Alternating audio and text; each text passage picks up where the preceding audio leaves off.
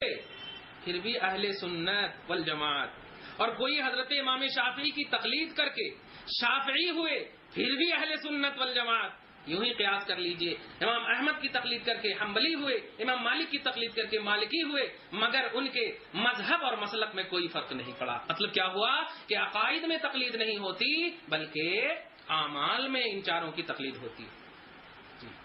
ماشاءاللہ۔ مثال کے طور پر اگر کوئی کہے کہ توحید و رسالت آپ نے کیسے مانی، توحید و رسالت آپ نے کیسے مانی، تو یہ نہیں کہا جائے گا کہ امام اعظم کی کتاب فقہ اکبر کو ہم دیکھ کر کے مانے ہیں، بلکہ یہ کہا جائے گا کہ دلائل توحید و رسالت، یعنی توحید و رسالت کے دلائل ہمارے سامنے موجود ہیں قرآن و حدیث میں، اس بنیاد پر ہم نے مانا ہے، امام اعظم کی فقہ اکبر کو دیکھتے ہوئے نہیں۔ کیوں کہ یہ عقیدہ ہے، عمل نہیں۔ اس کو غور سے سمجھیے۔ ایک اور سوال یہ ہے کہ کتاب و سنت پر عمل کرنے والوں کی جماعت جب سے کتاب و سنت ہے تبھی سے ہے یا بیچ میں ان پر عمل پیرا کوئی نہیں تھا؟ یعنی قرآن و حدیث پر کسی کا عمل تھا یا نہ؟ حالانکہ محمد صلی اللہ علیہ وسلم نے فرمایا کہ اس کے عامل قیامت تک رہیں گے۔ سبحان اللہ۔ یارے کتاب و سنت پر عمل کرنے والوں کی جماعت جب سے کتاب و سنت ہے تبھی سے ہے یا بیچ میں، یہ سوال ہے آپ کا، مگر میں کہوں گا کہ موضوع بحث ہمارا عمل نہیں بلکہ تقلید ہے، اور تقلید کا دور آپ کو معلوم ہے، پیچھے بار بار بتا دیا گیا۔ بے شک کتاب و سنت پر عمل کرنے والے ہر دور میں تھے، تاہم قبل ائمہ اربعہ یعنی چاروں امام سے پہلے تقلیدی نقطۂ نظر سے عمل نہیں ہو رہا تھا۔ یہ نظریہ تو دوسری صدی کے بعد بالاجماع رونما ہوا۔ ملاحظہ ہو عقد الجید صفحہ نمبر وہی۔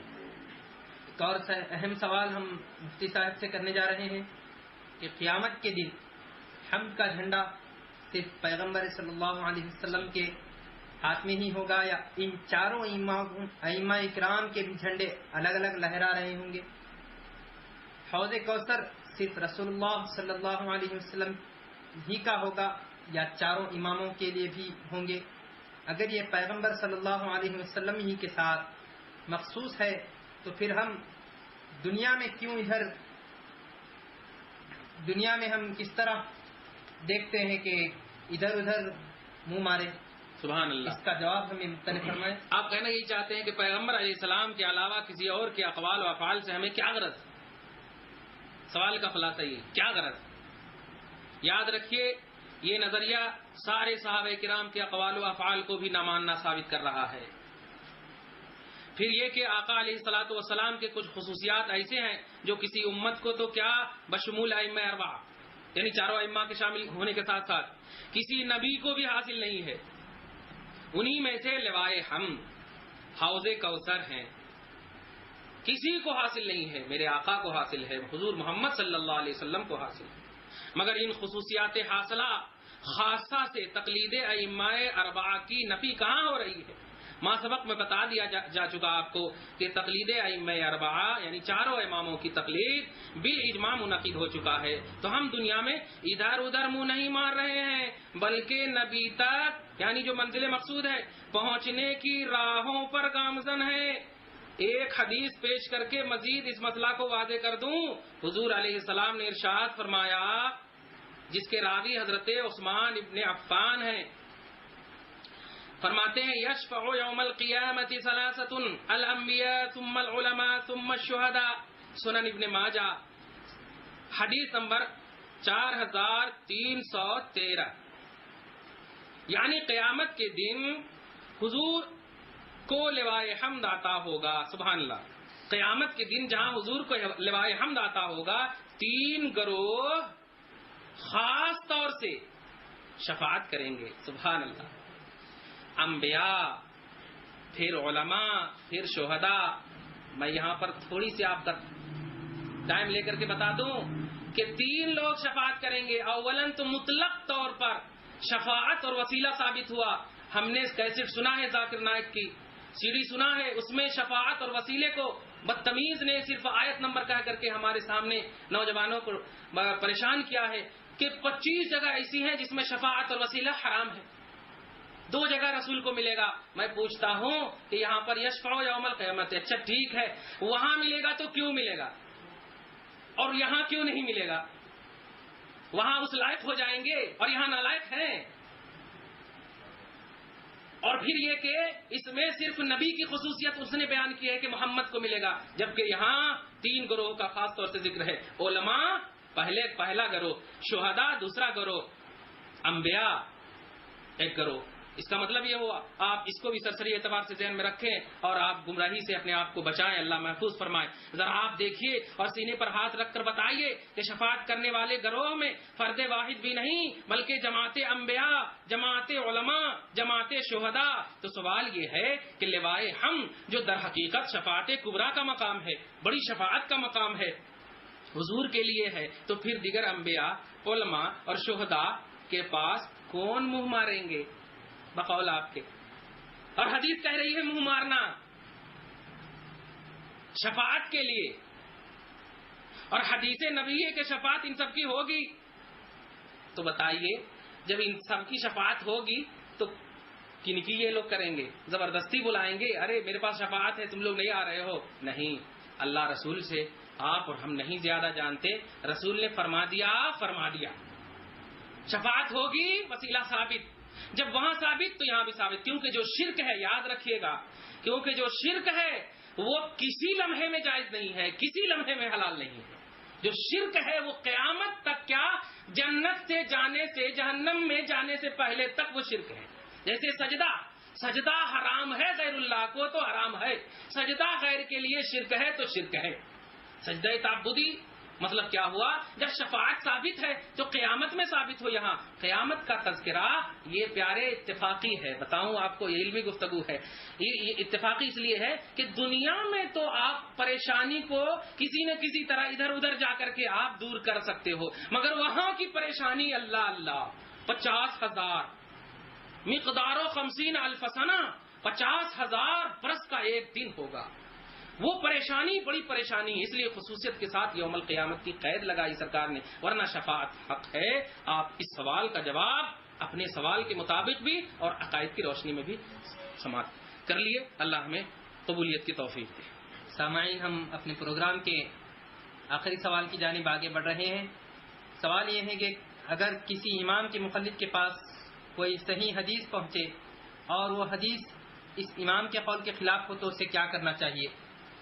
اور جو یہ کہہ کر اس حدیث کو ٹال دیتے ہیں کہ یہ میرے مذہب میں تو نہیں، تو کیا اس کے ٹالنے سے وہ مسلمان رہا یا اسلام سے خارج ہو گیا؟ اور ایسے وقت مقلد کو کیا کرنا چاہیے؟ اس پر آپ تفصیل سے ہمیں مطلع. سبحان اللہ. سوال یہ ہے کہ کسی امام کے مقلد کے پاس کوئی حدیث پہنچے اور وہ حدیث اس امام کے قول کے خلاف ہے تو اسے کیا کرنا چاہیے؟ کیا کرنا چاہیے بھائی؟ پورے سوال کا جواب دے دیا میں نے. تقلید پر چونکہ اجماع منعقد ہو چکا ہے، پورا جواب معلوم ہو چکا ہے. کیا کرنا چاہیے؟ تقلید کرنا چاہیے. اور اس پر اجماع ہے جو اصول شرع ہے، تو شریعت کے اصول سے ہم نہیں ہٹے الحمدللہ. تو ظاہر ہے کہ اس قسم کا سوال ممکن نہیں، کیونکہ ائمہ اربعہ نے اپنا مذہب قرآن و حدیث ہی بتایا ہے. یہ پیچھے بھی جواب دے دیا. اب مقلد کے پاس جو بھی بات ان کے حوالے سے آئے گی وہ قرآن و حدیث کے خلاف ہو ہی نہیں سکتی، جب انہوں نے اپنا مذہب قرآن و حدیث بتایا. کیونکہ ائمہ نے خوب چھان بین کر کے حدیث و قرآن سے مسئلے مستخرج کیے ہیں، یاد رکھیے گا. تو یہ دعویٰ ان کے مذہب کے خلاف ہے. دیکھیے حدیث کا صحیح ہونا اور ہے، غور کیجیے گا، حدیث کا صحیح ہونا اور ہے، اور اس حدیث صحیح سے مسئلہ کا استخراج اور ہے. حدیث صحیح ہے یہ الگ حکم ہے، اس حدیث سے مسئلہ بھی نکلے گا یہ الگ حکم رکھتا ہے. پیچھے میں نے اشارہ کیا ہے، کیونکہ ممکن ہے کہ کوئی حدیث صحیح ہو مگر منسوخ ہو، اس کا حکم اٹھا لیا گیا ہو، جیسے سومی وصال میں نے اشارہ کیا. ایسی صورت میں حدیث کی صحت پر تو کوئی سوال نہیں، حدیث کے صحیح ہونے پر تو کوئی سوال نہیں، البتہ مسئلہ کے استخراج کا امکان نہیں، یعنی مسئلہ مستخرج نہیں ہو سکتا.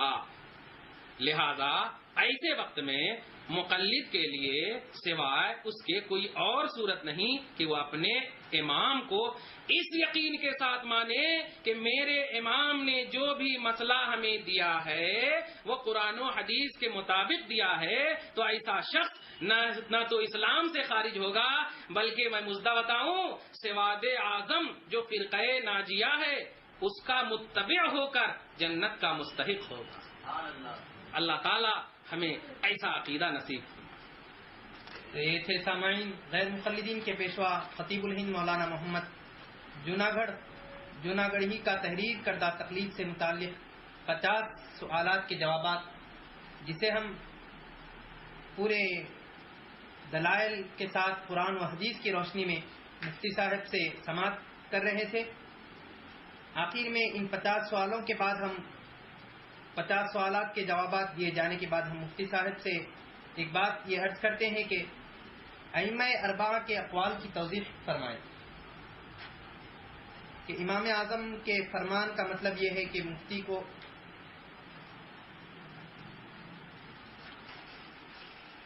ائمہ اربعہ کے اقوال کیا ہے. امام ابو حنیفہ رحمۃ اللہ علیہ فرماتے ہیں جس شخص کو میری دلیل نہ معلوم ہو اسے میرے قول پر فتویٰ نہ دینا چاہیے. جب تک کوئی شخص ہماری سند کتاب اللہ اور سنت رسول اللہ صلی اللہ علیہ وسلم سے نہ پائے تب تک اس اقوال کو لینا اور اس پر عمل کرنا اسے حرام ہے. دیکھیے یہ پوچھنا چاہ رہے ہیں کہ جو کتاب انہوں نے کتابچہ کی شکل میں سوالات دیے تھے اس کے بعد یہ ائمہ اربعہ یعنی چاروں اماموں کے اقوال کو بھی دو کی شکل میں دو قول پیش کر کے انہوں نے بتانے کی یہ کوشش کی ہے کہ تقلید شخصی حرام ہے. خود ائمہ اربعہ نے کہا ہے. یاد رکھیے کہ ان میں سے کسی نے بھی نہیں کہا کہ تقلید شخصی کرو، کیونکہ یہ سب دوسری صدی سے پہلے کے ہیں اور تقلید شخصی کا دور دوسری صدی کے بعد. پھر بھی میں آپ کو اس کی وضاحت کر دوں کہ امام اعظم نے جو پہلا سوال تھا، امام اعظم کے فرمان کا مطلب یہ ہے کہ مفتی کو کیونکہ فتویٰ دینا نہ چاہیے، یہ کہا انہوں نے امام اعظم کے جملے. تو مفتی کو یعنی فتویٰ دینے والے کو مفتی کہتے ہیں مجتہد کے بعد مجتہد کا پورا علم رکھتا ہو کہ مجتہد کون ہے کیسے ہیں. مفتی شریعت میں ٹائی لگا کر کے مسئلہ بتانے والے کو نہیں کہتے. بدتمیز کو دیکھو، ذاکر نائک کو تو شرم آتی ہے کہ اسلام استغفر اللہ حرام و حلال کی تمیز دینے والا، مشابہت کے اعتبار سے مسئلہ بتانے والا کہ وہاں مندر میں مشابہت ہو رہی ہے، زیارت کو جاتے ہیں تو مندر سے مشابہت ہے. مجھے بتاؤ تو یہ پینٹ شرٹ پہن کر کس سے مشابہت ہو رہی ہے؟ امام اعظم سے یا ابو بکر صدیق سے؟ میں یقین سے کہوں گا انگریزوں سے مشابہت ہو رہی ہے. بتاؤ تو ہو رہی ہے کہ نہیں؟ تم مشابہت کی بنیاد پر حرام اور شرک کا فتویٰ دے رہے ہو. اپنا لباس بدلو، روش کارواں بدل ڈالو، ورنہ داستان تک بھی نہ ہوگی تمہاری داستانوں میں. شرم کریں گے لوگ. یاد رکھو موت وہ موت ہے میرے پیارے کہ مرنے کے بعد دونوں ہاتھ اٹھا کر کے تیرے حق میں دعا ہو. سبحان اللہ. انگلی نہ اٹھے کہ اچھا ہوا بیٹا مر گیا. اللہ تعالی ہم سب کو اہل ادب بنائے. تو امام اعظم کے فرمان کا مطلب یہ ہے کہ مفتی کو بغیر میری دلیل معلوم کیے فتویٰ نہیں دینا چاہیے. یعنی امام اعظم کا اگر کوئی پیروکار ہے تو ان کے فتویٰ کو جب تک اپنے نالج میں نہ رکھتا ہو تو اس کو فتویٰ نہیں دینا چاہیے، ورنہ عام جواب ہوگا اور سوال املی کا ہوگا. جب تک نہیں معلوم ہوگا. آپ جب حنفی مفتی ہیں تو آپ کو، شافعی مفتی ہیں تو شافعی کو. تقلید کے معاملے میں بتا چکا ہوں میں. تو مفتی کو فتویٰ نہیں دینا چاہیے جب تک حضرت امام اعظم کی دلیل یعنی اس امام کی دلیل معلوم نہ ہو. اور مفتی کے تعلق سے میں بتا دیتا ہوں، علامہ شامی رد المحتار صفحہ نمبر 398 پر فرماتے ہیں التحقیق ان المفتی لا بد له من ضرب اجتہاد ومعرفة باحوال الناس. یعنی نوپید مسائل کو حل کرنے کے لیے فتویٰ دینے والے کے لیے ایک طرح کے اجتہاد سے متصف اور لوگوں کے احوال سے باخبر ہونا ضروری ہے. یہ کتنا عظیم منصب ہے مفتی کا. حلال کو شرک کو حلال، حرام کو تمیز. میں ایک اشارہ کر دوں کہ اس نے کہا ہے کہ رسول اللہ صلی اللہ علیہ وسلم نے، میں اس کو دوسری نشست میں کروں گا مگر اشارہ کر دیتا ہوں، اس کو نہ قبر کی تعریف معلوم نہ مزار کی تعریف معلوم. آقا علیہ الصلوۃ والسلام نے فرمایا قبر کی زیارت کرو. تو جس جگہ کی زیارت ہوتی ہے عربی میں اس کو مزار کہتے ہیں. مزار عربی لفظ ہے، یہ اردو لفظ نہیں ہے. اس کی اصل ہے مزعرن، زار یزور، مزورن یا مزعرن. مزار مسجد جیسے نا مسجد سجدہ گاہ کو، مزور یعنی مزار زیارت کی جگہ کو. آقا نے زورو کا لفظ فرمایا، زورو زیارت کرو. تو اب جس جگہ کی بھی کوئی زیارت کرے گا تو وہ مزار ہوگا کہ نہیں؟ جیسے جس جگہ بھی کوئی سجدہ کرے گا تو وہ مسجد ہوگی کہ نہیں؟ اور کہہ رہا نہیں قبر کی زیارت کرنی چاہیے، رسول اللہ نے فرمایا مزار کی زیارت نہیں کرنی چاہیے، لگتا مزار قبر نہیں ہے، عجیب لگتا ہے، یہ کیسی الٹی منطق ہے، اور اس طرح بولتا ہے کہ زبان میں لگتا ہے مینڈک گھسائے ہوا، بدتمیز۔ اللہ تعالی ہم سب کو، مجھے افسوس ہوتا ہے کہ شریعت اسلامیہ جو اتنا آسان، لا اکراہ فی الدین، دین کے اندر یعنی دین میں جو داخل ہو گیا اب اس کو اتنا ڈیپ لے جا کر کے وہ پریشان کر دیتا ہے کہ افسوس ہوتا ہے۔ اتنے زمانے سے خواجہ غریب نواز آئے، تشریف لائے، سب لوگ اللہ تبارک تعالیٰ کے کرم سے، اس کے فضل سے، اس کی توفیق سے، یعنی جانتے ہیں وسیلہ اور شفاعت کے بارے میں ایک بات یہ آتی ہے، حضور صلی اللہ سے ڈائریکٹ مانگو، اللہ سے ڈائریکٹ مانگو، یہاں پر یہ بات ضرور سمجھ میں آتی ہے بھائی اللہ سے اگر ڈائریکٹ مانگیں گے، دیکھیے اللہ سے اگر ڈائریکٹ مانگیں گے تو ٹھیک ہے مانگیں گے، آپ کیوں اتنے لمبے پیس ٹی وی چلا رہے ہو، اللہ سے ڈائریکٹ مانگ کر کے آپ اپنے مشن کو بڑھا دو، یہ غیر اللہ کو بلا بلا کر کے آپ کیوں اس کا تعاون لے رہے ہو، اس لیے نہیں، سب میں خیر۔ امام اعظم کے تعلق سے تو بتانا یہ چاہ رہا ہوں میں، علامہ شامی فرماتے ہیں مفتی کے تعلق سے کہ نوپید مسائل کو حل کرنے کے لیے، فتویٰ دینے کے لیے ایک طرح کے اجتہاد سے متصف اور لوگوں کے احوال سے باخبر ہونا ضروری ہے۔ آتے ہیں لوگ فتویٰ پوچھنے کے لیے، دیکھیے اب لوگوں کے احوال سے فتویٰ پوچھتے ہیں ہم سے کہ حضرت میں نے غصے کی حالت میں بیوی کو طلاق دے دیا ہے، تو بتائیے، بڑا افسوس ہوتا ہے، میں کہتا غصہ تیرے کو یاد ہے؟ جب غصہ یاد ہے تو کہاں غصہ ہے؟ جب یاد ہے تو وہ غصہ کا اعتبار شریعت میں نہیں ہے۔ شراب کی حالت میں نے طلاق دیا، شراب یاد ہے تیرے کو؟ ہاں، تو پھر اس کا اعتبار نہیں، طلاق واقع ہو جائے گی۔ مگر ان لوگوں کے نزدیک آپ پوچھئے 100 طلاق بھی دے دیا ایک نشست میں تو نہیں ہوگی، استغفر اللہ معاذ اللہ، کیسا مسئلہ ہے بتائیے۔ اللہ تعالیٰ فرماتا ہے سورہ بقرہ میں فَإِن طَلَّقَهَا فَلَا تَحِلُّ لَهُ مِن بَعْدُ حَتَّى تَنكِحَ زَوْجًا غَيْرَهُ، یعنی اگر تم 3 طلاق دے دیے تو 3 طلاق کے بعد اب وہ بیوی تمہارے اوپر حلالہ کے بغیر حرام حرام حرام حلالہ کرانا پڑے گا۔ خیر یہ مسئلہ بہت آگے ہو جائے گا، مگر چونکہ فتویٰ کی بات تھی اس لیے میں نے بتا دیا۔ تو لوگوں کے احوال سے باخبر ہونا ضروری ہے، کہیں یہ کون ہے اس منزل پر فائز۔ دوسرے سوال کا جواب، دوسرا سوال یہ تھا کہ قرآن و حدیث والا معاملہ کتاب و سنت سے، تو اس سے تو امام اعظم کی فقاہت عظمیٰ کا ثبوت ہوتا ہے کہ امام اعظم کہنا یہ چاہتے ہیں کہ امام کی سند کتاب اللہ اور سنت رسول اللہ ہے، یعنی امام اعظم نے انہی دونوں کو اپنے اجتہاد کا معیار رکھا ہے۔ اے حنفیو، تم اسی نیت سے قول امام لینا اور عمل کرنا بصورت دیگر، یعنی اگر یہ نیت نہ ہو تو تمہارا عمل کرنا حرام ہو۔ امام مالک فرماتے ہیں کہ میں ایک انسان ہوں، کبھی میری بات ٹھیک ہوتی ہے اور کبھی غلط ہوتی ہے، تم میری اس بات کو لے لو جو کتاب و سنت کے مطابق ہو، اور ان میں سے کسی کے خلاف ہو اسے ہرگز نہ لو۔ ایک دوسرا قول یہ ہے کہ دنیا میں کوئی ایسا نہیں جس کی بعض باتیں غلط اور نادرست نہ ہو سوائے رسول اللہ صلی اللہ علیہ وسلم کے، کہ آپ صلی اللہ علیہ وسلم کی تمام باتیں سچی اور اچھی، تمام کی تمام باتیں لینے، ماننے، قبول کرنے اور عمل کرنے کے قابل۔ سبحان اللہ۔ امام مالک کے 2 اقوال، امام اعظم کے 2 اقوال کی توضیح آپ نے سن لی۔ امام مالک کے 2 اقوال، پہلا قول اس کی توضیح ہے، سبحان اللہ، کیا عاجزی اور انکساری ہے، اور کیا بہترین عقیدہ دے رہے ہیں امام مالک، سبحان اللہ۔ سنو، معصوم عن الخطا تو انبیاء کرام ہیں، خطا سے معصوم ہونا یہ تو انبیاء کرام ہے، امتی میں کوئی بھی معصوم نہیں، اسی لیے تو کہہ رہے ہیں کہ میں انسان ہوں۔ پیارے ذرا سوچو تو صحیح، اتنے بڑے امام اور فقیہ اور مجتہد مطلق ہونے کے باوجود اپنے آپ کو کس انداز میں پیش کر رہے ہیں، اور ایک غیر مقلد ہے جنہیں نہ تو قرآن کا پورا علم، نہ احادیث پاک کا مکمل علم، پھر بھی تقلید کے دامن سے علیحدگی اختیار کیے ہوئے ہیں۔ افسوس، خیر اگر اس قول امام کو عدم تقلید کا معیار بنایا گیا، یعنی تقلید نہ کرنے کا معیار بنایا جائے، تو بتاؤ کیا کہو گے اس حقیقت کے بارے میں جو قرآن پاک میں ہے کہ حضور علیہ السلام نے جنگ بدر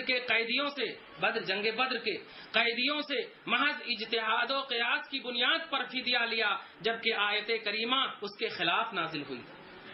اللہ فرماتا ہے لولا کتاب من اللہ سبق لمسکم فیما اخذتم عذاب عظیم، سورہ انفال آیت نمبر 68، یعنی اگر اللہ پہلے ایک بات نہ لکھ چکا ہوتا، کیا یہ کہ اجتہاد پر عمل کرنے والے سے مواخذہ نہ فرمائے گا، یہ لکھ چکا نہ ہوتا۔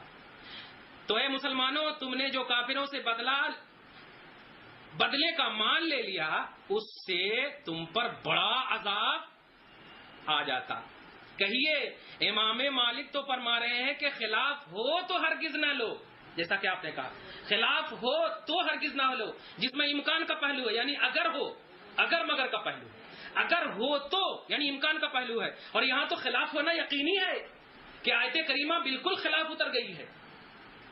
بھائی مجتہد کی خطا پر بھی ثواب ہے، جیسا کہ مشکات شریف کی حدیث پاک میں نے آپ کے سامنے پیش کیا تھا، جس کے صفحہ نمبر 324 پر یہ حدیث مذکور ہے۔ دوسرے قول امام مالک کا مطلب یہ ہے کہ بے شک رسول گرامی وقار صلی اللہ علیہ وسلم اپنی ذات و صفات دونوں میں سچے اور اچھے، یہ صرف امام مالک کا عقیدہ نہیں بلکہ پوری امت مسلمہ کا عقیدہ ہے، پوری امت مسلمہ کا عقیدہ ہے۔ مگر بتائیے سورہ انفال آیت نمبر 68 کا مطلب اس کے سوا کچھ نہیں کہ مجتہد کی خطا پر بھی گرفت نہیں بلکہ مزدے ثواب۔ آئیے امام شافعی کے قول کیا ہے دیکھتے ہیں۔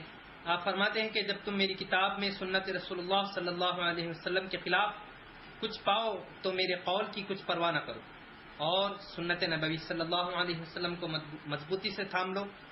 ایک اور قول ہے کہ صحیح حدیث میں جو وارد ہوا ہو وہی میرا مذہب ہے۔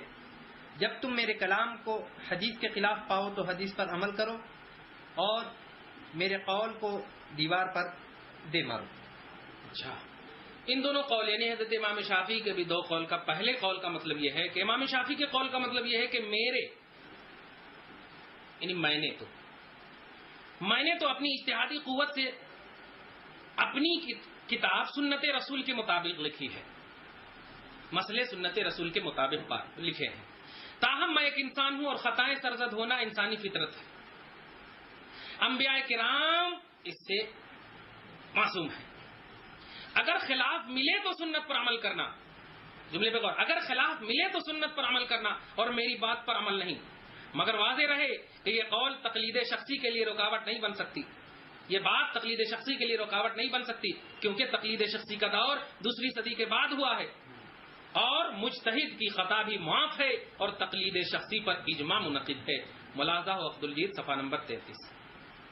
دوسرے قول کا مطلب جس وقت امام شافعی یہ فرمائے کہ حدیث کو یہ کر لو، حدیث کے خلاف ملے، تو اس وقت حدیث کی چھان بین کرنے والے ان کے سامنے موجود تھے، اور چونکہ ان کی تقلید ہو یا دیگر ائمہ ثلاثہ کی تقلید یہ تو دوسری صدی کے بعد بالاجماع ثابت ہوئی ہے، وہ اپنے وقت جب فرما رہے تھے تو اس وقت تقلید شخصی کا دور ہی نہیں ہے، تو کہہ رہے ہیں کہ ابھی تو چونکہ میں فرما ہی رہا ہوں اگر ملے تو چھوڑ دینا، تقلید کا تو بعد میں معاملہ آیا ہے، لہذا ان کے زمانے کی اس بات کو تقلید شخصی کے لیے رکاوٹ کا ذریعہ نہیں بنا سکتے۔ حاضرین، ایک اور امام صاحب کے اقوال ہم سنتے ہیں، یعنی امام احمد بن حنبل کیا فرماتے ہیں۔ آپ فرماتے ہیں کہ خبردار ہرگز نہ میری تقلید کرنا، نہ مالک کی، نہ شافعی کی، نہ اوزاعی کی، نہ ثوری کی، بلکہ جہاں سے یہ بزرگ احکام لیا کرتے تھے وہیں سے تم بھی لیا کرو، یعنی صرف قرآن و حدیث سے۔ ایک اور آپ کا قول یہ ہے کہ اللہ اور اس کے رسول صلی اللہ علیہ وسلم کے کلام کے ہوتے ہوئے کسی کا کلام کوئی چیز ہے؟ سبحان اللہ۔ آخر میں حضرت امام احمد بن حنبل کی بھی اس دو قول کی توضیح کر دوں، مگر پہلا قول جو انہوں نے پیش کیا ہے اس قول کا مطلب حضرت امام شافعی کا جو دوسرا قول تھا، یعنی امام شافعی جو فرمائے تھے کہ حدیث جب مل جائے تو میری بات کو چھوڑ دینا، سیم حضرت امام احمد بن حنبل کے بھی فرمان کا وہی مطلب ہے جو امام شافعی کے دوسرے فرمان کا مطلب ہے۔ اسی طرح حضرت امام احمد بن حنبل کے دوسرے فرمان کا جو مطلب ہے وہ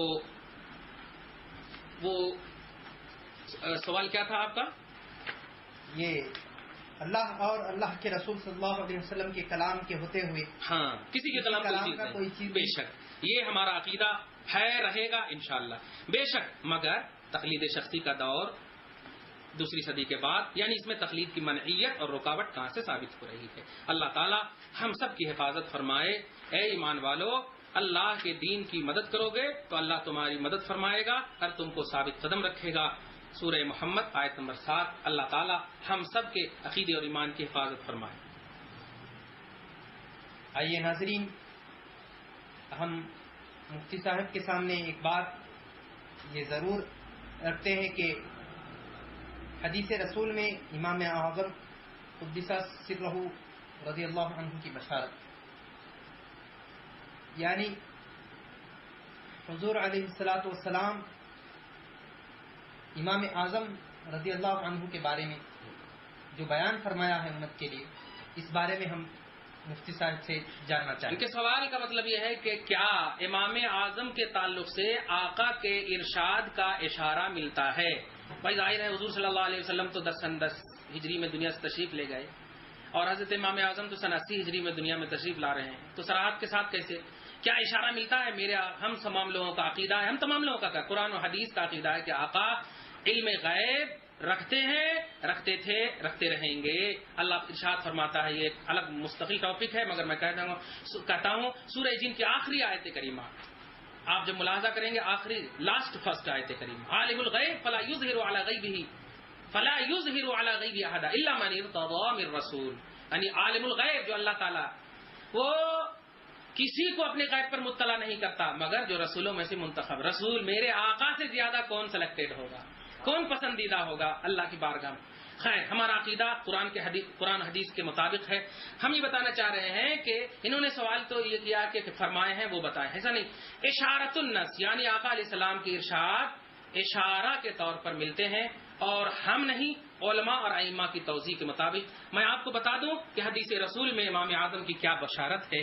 صحیح مسلم کی حدیث ہے جو حضرت ابو ہریرہ سے مروی ہے، اللہ کے جلیل القدر نبی صلی اللہ علیہ وسلم کی حدیث پاک سنیں کہ جب سورہ جمعہ نازل ہوئی، سورہ جمعہ 28واں پارہ میں جب سورہ جمعہ نازل ہوئی، یسبح للہ ما فی السماوات و ما فی الارض الملک القدوس العزیز الحکیم هو الذی بعث فی الامیین رسولا منهم یتلو علیہم الاخرہ، یہ سورہ جمعہ نازل ہوئی اور آپ نے یہ آیت پڑھی، یعنی حضور علیہ الصلوۃ والسلام آیت پڑھی، کیا اس میں تیسری آیت نمبر 3 وآخرین منهم لما يلحقوا بهم، اس آیت کا ترجمہ یہ ہے کہ اور ان میں سے حضور اوروں کو پاک کرتے ہیں اور علم عطا فرماتے ہیں جو ان اگلوں سے نہ ملے، جو ان اگلوں سے نہ ملے۔ سورہ جمعہ آیت نمبر 3۔ تو ایک شخص نے عرض کیا یا رسول اللہ وہ کون لوگ ہیں؟ نبی علیہ السلام نے اس کا کوئی جواب نہیں دیا، یہاں تک کہ اس نے آپ سے 1 یا 2 یا 3 بار سوال کیا۔ اس وقت ہم میں صحابی فرماتے اس وقت ہم میں حضرت سلمان فارسی رضی اللہ عنہ بھی موجود تھے۔ نبی علیہ السلام نے حضرت سلمان فارسی پر ہاتھ رکھا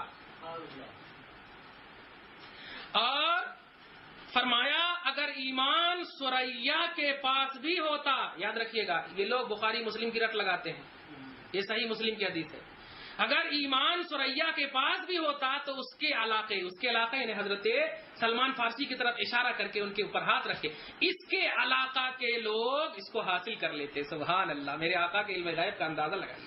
فرما دینا چاہیے سلمان حاصل کر لیتے مگر نہ اس کے علاقہ کے لوگ حاصل کر لیتے، یعنی جو موجود نہیں ہے ان کے بارے میں فرما رہے سرکار۔ سبحان اللہ، عقیدہ دیکھتے جائیے آپ۔ حضرت علامہ بدر الدین عینی حنفی، وہ دیکھیے کتاب علامہ بدر الدین عینی حنفی متوفی 855 ہجری، عمدۃ القاری، آپ دیکھیے کتنی جلدیں ہیں اس کی۔ عمدۃ القاری جلد 19 صفحہ نمبر 235 پر لکھتے ہیں، کیا لکھتے ہیں کہ اس میں اختلاف ہے کہ وآخرین منہم سے کون لوگ مراد ہیں، اور اس میں جو اقوال ہیں وہ پیش کرتے ہیں، کیا کہ ان میں اقوال یہ ہیں، بعض نے کہا تابعین، بعض نے کہا عجم، اور کہا ابنائے عجم یعنی عجم کے لوگ، اب عجم کے بیٹے، صحابہ کے بعد کے لوگ، چوتھا قول، پانچواں قول قیامت تک کے مسلمان، اور چھٹا قول علامہ قرطبی کے حوالے سے کہا کہ قرطبی نے کہا احسن یہ ہے کہ اس کو ابنائے فارس پر محمول کیا جائے، فارس کے بیٹوں پر محمول کیا جائے، حضرت سلمان فارسی۔ غور کیجئے گا کیا، اب آگے دیکھیے، یہ بات مشاہدہ سے ثابت ہو چکی ہے کہ فارس میں دینی علوم کا غلبہ ہوا۔ اگر تاریخ آپ پڑھے ہوں گے تو آپ دیکھیں گے کہ فارس میں دینی علوم کا غلبہ ہوا اور وہاں بہت علماء کا ظہور ہوا، اور یہ حدیث نبوی کے پیش گوئی کے سچائی پر دلیل ہے، کیونکہ نبی نے فارس کے بارے میں فرمایا تھا کہ وہاں بھی ایمان چلا جائے گا تو وہاں کے لوگ لیں گے۔ نبی کا فرمان کیسے نہیں سچا ہوگا؟ رٹ لگانے والے صحیح مسلم کی اس حدیث کا جواب دیں۔ خیر آگے دیکھیں، علامہ شامی در مختار، علامہ شامی جن کا انتقال 1252 ہجری میں اپنی کتاب رد المحتار جلد اول صفحہ نمبر 49 پر حدیث مذکور کی متعدد سندیں بیان کرنے کے بعد رقم دراز ہے، یعنی لکھتے ہیں کیا اکثر علماء کی تصریح کے مطابق، جملے پہ غور کیجیے گا، ہم نہیں، آج کے سنی نہیں، آج کے بریلوی نہیں، آج کے اہل سنت نہیں، یہ ائمہ جن پر ناز کرتے ہیں پوری دنیا والے، اکثر علماء کی تصریح کے مطابق امام ابو حنیفہ کے دادا فارس کے رہنے والے تھے۔ حافظ سیوطی نے کہا اس حدیث کو امام بخاری اور امام مسلم نے روایت کیا، اس حدیث کی صحت پر اتفاق ہے، یعنی صحیح ہونے پر، اور اس میں امام اعظم کی طرف اشارہ ہے۔ سبحان اللہ، سبحان اللہ۔ امام اعظم کے فضائل و مناقب میں یہ حدیث کافی ہے۔ میں پوچھتا ہوں جس امام کے بارے میں حدیث اشارہ کر دے اس امام پر 17 حدیث یاد کرنے کا اعتراض کرنے والوں ذرا سوچ رہے ہو؟ ایک حدیث تمہارے بارے میں نہیں فرمایا میرے آقا نے، ان کے بارے میں صراحت کے ساتھ، اور وہ بھی عظمت کی حدیث کہ ایمان وہاں بھی چلا جائے گا تو فارس کے لوگ لے لیں گے، اور اس حدیث سے امام اعظم کو بتا رہے ہیں مکمل ایمان لے لیں گے امام اعظم۔ سبحان اللہ۔ آپ حدیث کا اندازہ لگاؤ، جملے چست کرنا آسان ہے مگر جملے چست کرنے کے بعد اس کو ثابت کرنا آسان نہیں ہے۔ تم چلتے پھرتے مسافر کو گالی دے دو اور گالی دے کر بھاگ جاؤ تو کیا ہے، وہ تو بیچارے ادھر ادھر چلے جائیں گے، تلاش لیں گے، مگر اگر ہمت ہے تو ثابت تو کرو۔ اتنے مسائل امام اعظم کے، اتنی کتابیں نظر آ رہی ان کے شاگردوں کی، اللہ اللہ، اور امام اعظم پر صرف 17 حدیثیں یاد تھی۔ جملے جانتے ہو کتنا قریب کا زمانہ ہے امام اعظم کا۔ ارے امام اعظم کی ایک حدیث دنیا کے ان کے جتنے بھی آنے والے آج کے تمام حنفیوں نہیں بلکہ تمام مسلمانوں کی سینکڑوں حدیث کی یاد سے افضل ہے، کیونکہ آج 1400 سال کے بعد کتنی سندیں آ گئی ہوں گی، 1400 سال کے بعد، اور امام اعظم کا زمانہ تو قریب ہے، 1 سند یا 2 سند پر صحابی نبی، کیونکہ تابعین جلیل القدر تابعی میں سے تابعی ہیں۔ آپ اندازہ تو لگائیے ان کی حدیث کا۔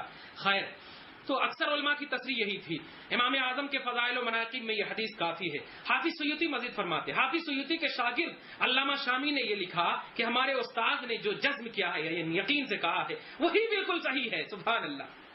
یہ بریلوی مکتب فکر کے نہیں بھائی، حافظ سیوطی کے شاگرد علامہ شامی نے جو لکھا ہے کہ ہمارے استاد نے جو جزم کیا ہے وہ بالکل صحیح ہے، اس میں کوئی شک نہیں کہ اس حدیث سے مراد امام اعظم ہے، کیونکہ ابناء فارس میں یعنی فارسیوں میں امام اعظم کے مرتبہ علم و فضل تک کوئی نہیں پہنچا۔ اللہ تعالی ہم سب کو، خاص طور سے حنفیوں کو، امام اعظم کا وفادار بنائے اور ساتھ ساتھ سارے ائمہ کا وفادار بنائے۔ ہم امام اعظم کی تقلید ضرور کرتے ہیں مگر نذران عقیدت سب کی بارگاہ میں پیش کرتے ہیں۔ ارے کیوں نہ پیش کریں؟ وہ امام شافعی جن کو کوئی مسئلہ پیش آتا تو وہ میرے امام کی بارگاہ میں آتے تھے اور اللہ سے دعا کرتے تھے، اللہ ابو حنیفہ کے وسیلے سے میری حاجت کو پوری فرما، اور تاریخ گواہ ہے کہ حاجت ان کی پوری ہوتی تھی۔ اس لیے سن لو، ان تمام لوگوں نے جو بتائے تھے، ہم نے آپ کے سوالات یعنی اہل حدیث کے سوالات کے جوابات کی شکل میں آپ کے سامنے پیش کیے ہیں۔ سوالات تو ان کے تھے مگر ہم نے آپ سب کے لیے یہ سب کیے ہیں۔ اللہ تعالی ہماری اور اس سنی سینٹر کے مغل پورہ حیدرآباد کی خدمات کو قبول فرمائے، مزید اسے صبح و شام کی ترقی عطا فرمائے، ان کے مخلصین، معاونین، محبین، اراکین، ان کے ماننے والے، آنے والے، پڑھنے والے، طلباء، علماء، جتنے بھی حضرات آتے ہیں جاتے ہیں، سب کو حسن ظن کے ساتھ خدمات کا صلہ عطا فرمائے، مزید خدمات دینیہ کی توفیق عطا فرمائے۔ خصوصیت کے ساتھ اس پروگرام کا جو حسین موقع ہے، میں خصوصیت کے ساتھ تمام اہلیان حیدرآباد سنی مسلمان کے لیے یہ دعا کرتا ہوں، اللہ تعالیٰ سب کے ایمان و عقیدے کی حفاظت فرمائے، ان کی بہو بیٹیوں کی عزت و آبرو کی حفاظت فرمائے، جو گمراہ ہیں اللہ تعالیٰ انہیں بھی سیدھی راہ دکھائے، سیدھی راستے پر چلائے، آمین آمین، بجاہ سید المرسلین وصلی اللہ تعالی علی خیر خلقہ محمد وعلی آلہ واصحابہ اجمعین، آمین آمین یا رب العالمین برحمتک۔